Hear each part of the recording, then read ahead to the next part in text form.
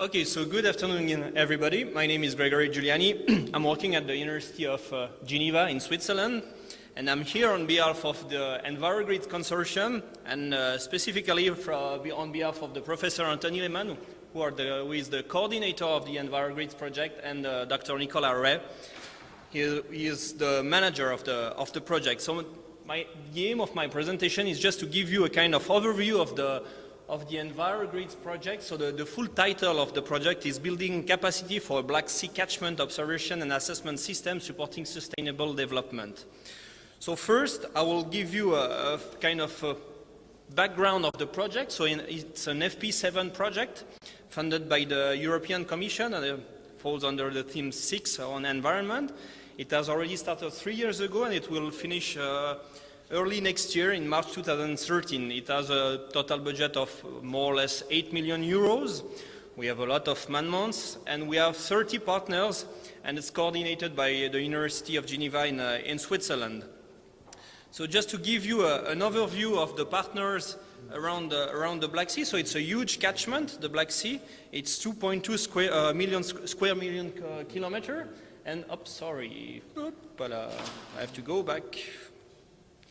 And we have a lot of partners directly into the Black Sea catchment, so mostly from Romania, Bulgaria, Ukraine, Russia, Turkey, obviously, Georgia, and so forth, and some partners outside of the Black Sea catchment. So the aim of the project is really to build the capacities of scientists and to trigger new ideas, to change people's mind and bring better solutions and waters, specifically GEOS, in terms of data and really pushing for sharing the data. So we have 5 priorities in the project to be successful, we hope, to be successful. And the first one, it's calibrating the SWOT model. So the SWOT model, it's the soil and water assessment tool. It's an hydrological model. We first ran the SWOT model a few years ago on a really small catchment, the Balaton catchment, and it requires not that much data. In fact, you need remote sensing data, land cover, soil types, a few digital elevation model, and then you can build a simple hydrological model of the catchment. So you can model the quality and the quantity of water that is flowing within the catchment. So the idea, if we compare the Balaton catchment to the Black Sea catchment, you see that there will be a lot of challenges in terms of data resolution, data sharing, involving all these countries to share their data and access and giving us access to the data so that we can build a model for the full catchment in terms of quantity. And we are trying also to get a quality model of the Black Sea catchment. So we are not targeting the Black Sea itself, so the water, but really the catchments or the rivers that are flowing into the Black Sea.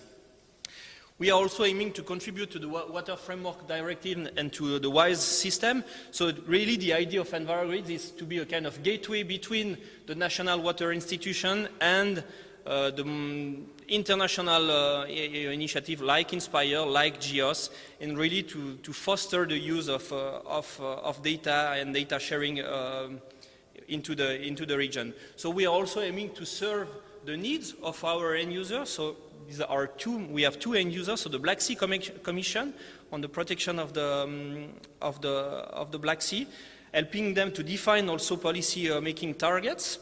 And the second one is the ICPDR, it's the International Commission for the Protection of the Danube River, and we are also trying to extend their capacities and their knowledge to the full Black Sea catchment, because they have a lot of data, they have a lot of expertise in water assessment in the Danube catchment, and we are trying also to bring their knowledge at a regional scale.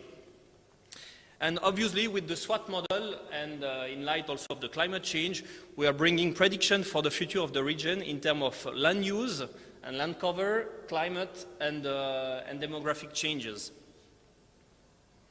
So the second objective is to expose all the outputs of the project into the GEOS system. So we are building scenarios of demographic, climatic, and land cover change. It is based on the IPCC scenario, so it's a kind of mix of IPCC scenarios and other UN scenarios. So we have defined the Black Sea Hot, Black Sea Alone, Black Sea Cooperation, and Black Sea Cool scenarios.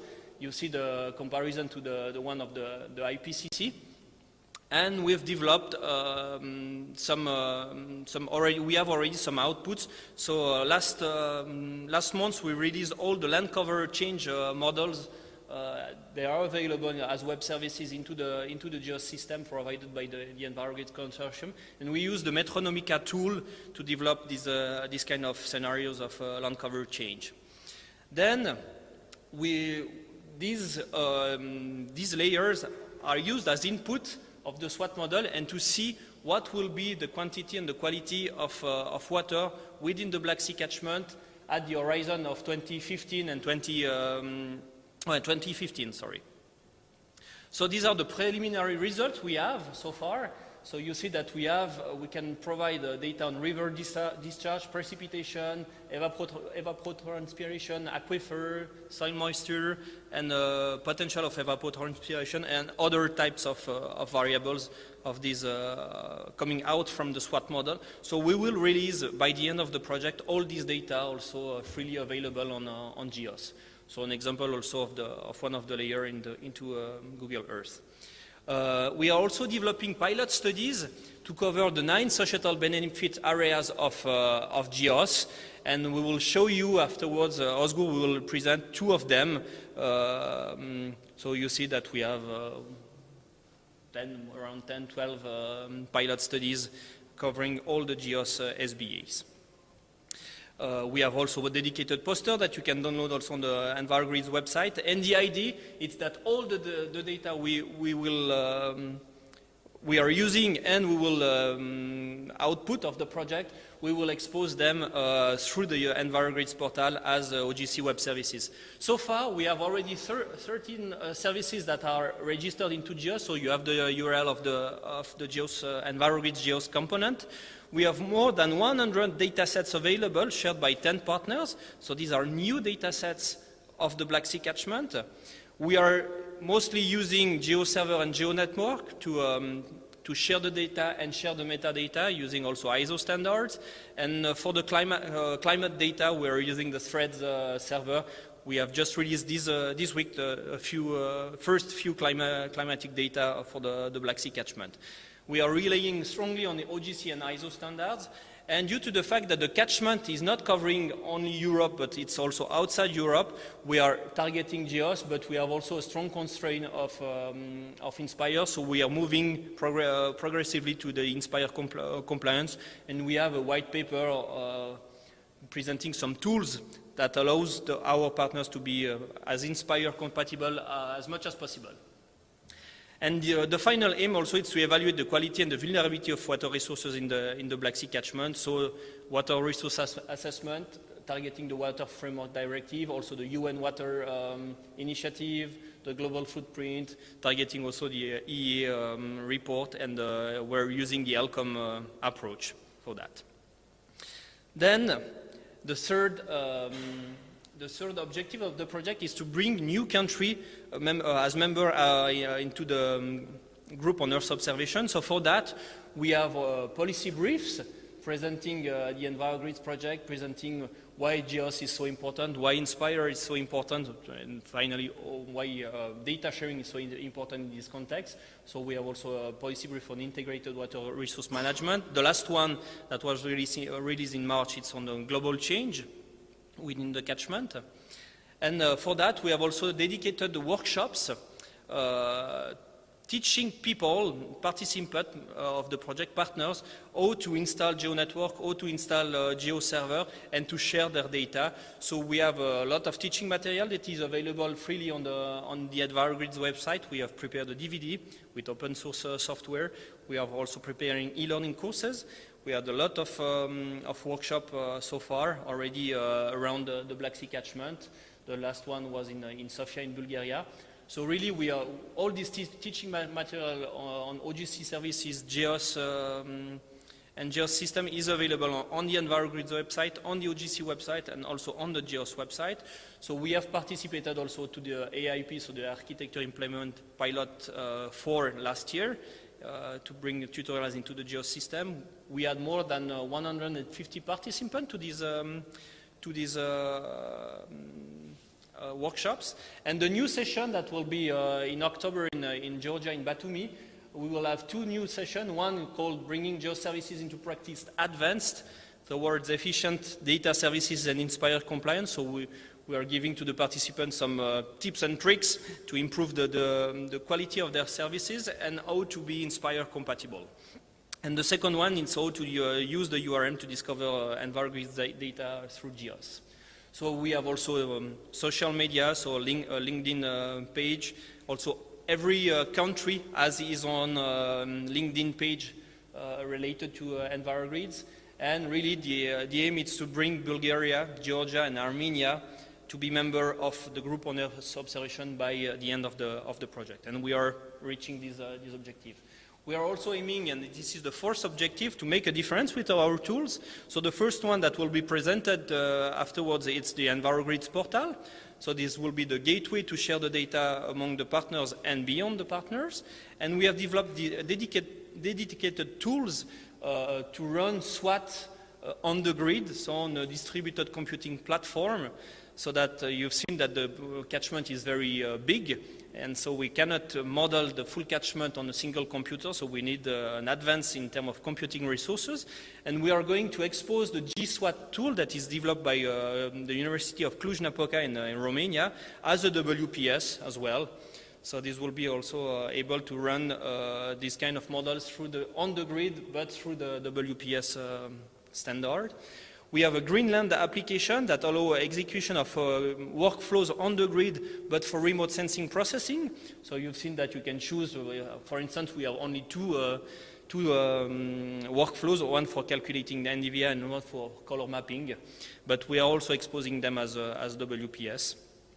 We have an e-learning platform called Eagle that will be also released by the end of the year. And we have a platform for the decision support system called Bashit, developed by an Italian team, that allows decision makers to interact with all this data, all these models, and to see how they can manage their catchment as well.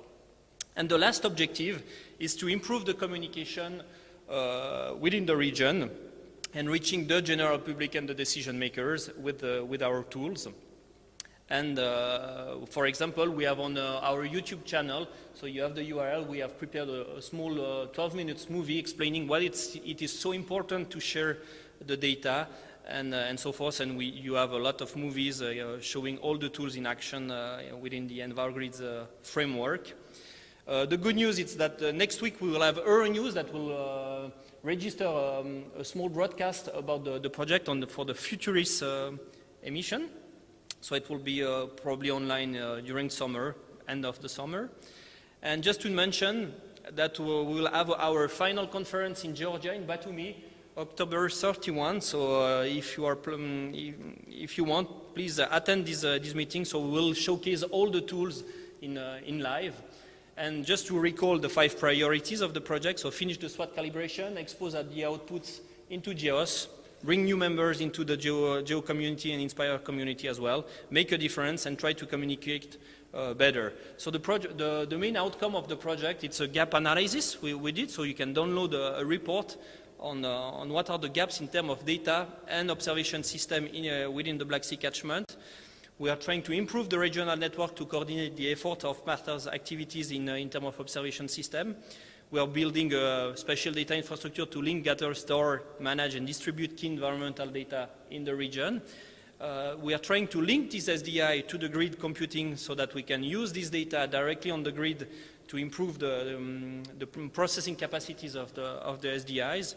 We have also some small pilot on real-time access on sensors and satellite data. We are providing spatially explicit scenario of key change in terms of land cover, climate, and demography. We are going to produce a few indicators for sustainability and vulnerability of every geosocietal benefits area, but mostly dedicated to water, related to water. We will have also kind of small early warning system and also decision support tools at regional, national, and local levels. And we are developing the capacities to implement SDF frameworks in terms of GEOS, in terms of Inspire, but also the United one, so the United Nations Spatial Data Infrastructure, and now also participating to the Eye on Earth initiative. So this is the URL of the project. You can have more information about the project, and I'd like to thank you for your attention.